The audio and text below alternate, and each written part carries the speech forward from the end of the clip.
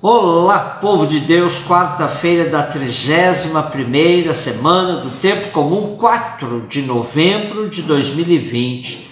A nossa reflexão de hoje é a partir de Filipenses 2, de 12 a 18 e de Lucas 14, 25 a 33. Há uma hipótese de que a carta aos Filipenses seja uma compilação de vários bilhetes de Paulo à comunidade de Filipos, indicando o intenso relacionamento do apóstolo com sua comunidade do coração. Encontramos várias vezes o estilo parênese, ou seja, exortação moral.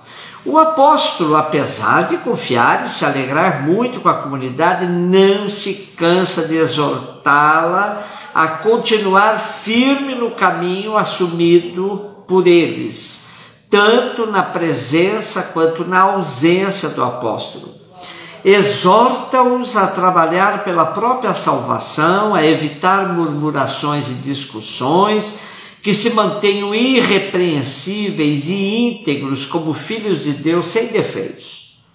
Com isso tudo, Paulo tem certeza de que eles brilharão como astros no universo.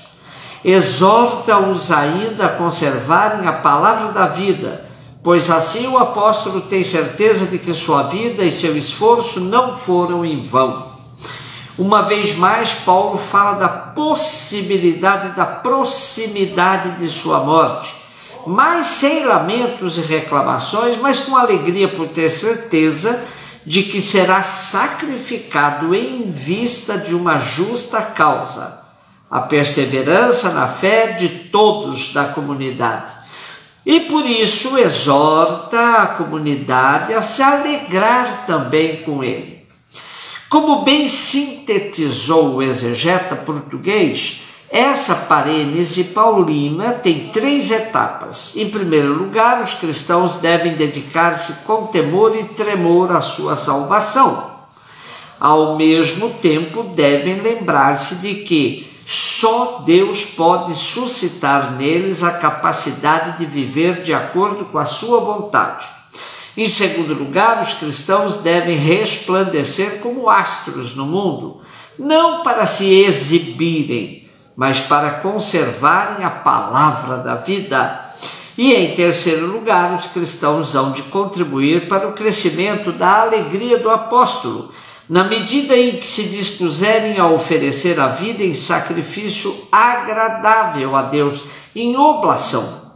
Isto não por simples satisfação pessoal, mas para se assemelharem a Cristo Jesus e se disporem para a comunhão com o Pai. Oxalá nossas comunidades possam viver na mesma perspectiva da comunidade querida de Paulo, a comunidade de Filipos. Lucas 14, 25 a 33. O capítulo 14 de Lucas é tão intenso em se tratando das atividades de Jesus que atravessava cidades e povoados a caminho de Jerusalém. Porém, este capítulo 14 se passa na casa de um dos chefes dos fariseus num contexto de refeição. Agora, no trecho de hoje, saindo desta casa, Jesus, segundo Lucas, é seguido por uma grande multidão. O que mais nos chama a atenção é que Jesus nunca se empolga por ver tanta gente atrás dele. Não poupa nenhum milímetro das exigências do seguimento. Passa-nos a sensação de que ele queria mesmo fazer uma espécie de purificação, passar a peneira, como dizemos popularmente. A primeira exigência de hoje tem, na sua tradução literal, uma expressão muito dura, que as nossas traduções amenizaram. Porém, o que temos em grego é assim: se alguém vem a mim, mas não odeia seu pai, sua mãe, sua esposa, seus filhos, seus irmãos, suas irmãs e até a própria vida, não pode ser meu discípulo. É claro que se trata de uma expressão que tem de ser colocada no contexto cultural daquela época, pois nos assustamos com tal radicalismo. Assim, nossas traduções optaram por outras formulações, tais como: Se alguém vem a mim, mas não aborrece, não se desapega ou não me prefere em relação à família, pai, mãe e tal, em todo caso fica claro que para ser discípulo de Jesus é preciso colocá-lo em primeiro lugar. Nada pode se interpor entre o discípulo e o mestre. A segunda exigência vai mostrar que o seguimento nada tem de triunfal, de zona de conforto. Não, muito pelo contrário, é preciso tomar a própria cruz, indicando que perseguição e até possível morte violenta devem estar no horizonte do discípulo que quer seguir Jesus. Postas estas exigências, Jesus conta duas parábolas com sentidos similares. Para ser seu discípulo precisa ser destemido, mas também não pode ser uma decisão tresloucada. É preciso saber calcular o alcance da decisão. A primeira parábola diz: quem dentre vós, querendo construir uma torre, não se senta primeiro para calcular a despesa, ver se tem com que a concluir? Não suceda que depois de assentar os alicerces, não a podendo acabar, todos os que virem comecem a troçar dele, dizendo: esse homem começou a construir e não pôde acabar. A segunda parábola: qual é o rei que parte para a guerra contra outro rei e não se senta primeiro para examinar se lhe é possível, com 10.000 homens, opor-se àquele que vem contra ele com 20.000? Se não pode, estando o outro ainda longe, manda-lhe embaixadores a pedir a paz. Essas parábolas também nos indicam que, uma vez tomada a decisão, não podemos titubear. Calcula-se a capacidade para o seguimento e vai em frente.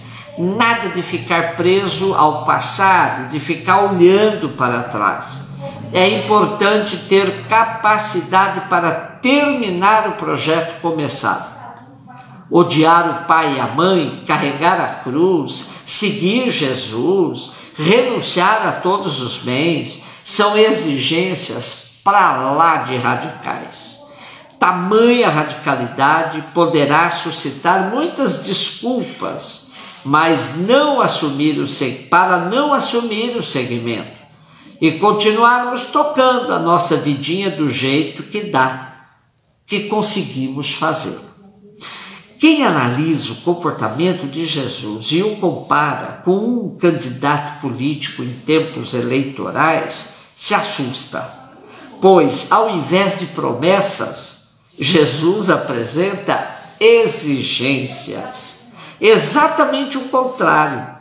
Portanto, a autenticidade do Evangelho passa pelo radicalismo das exigências do seguimento de Jesus. E quem não tem coragem de sair da sua zona de conforto não deve se meter a ser cristão, pois isso implica desapego, renúncia e, sobretudo, coragem para tomar a própria cruz. Certamente, como em muitas das perícopes, há uma frase de acréscimo que tenta dar um fecho no raciocínio, e a do trecho de hoje diz: qualquer de vós que não renunciar a tudo que possui, não pode ser meu discípulo. Para nossa reflexão continuada, pensemos em que consiste na nossa vida renunciar a tudo que possuímos, que inclui, mas não se reduz aos bens materiais. Um beijo no seu coração.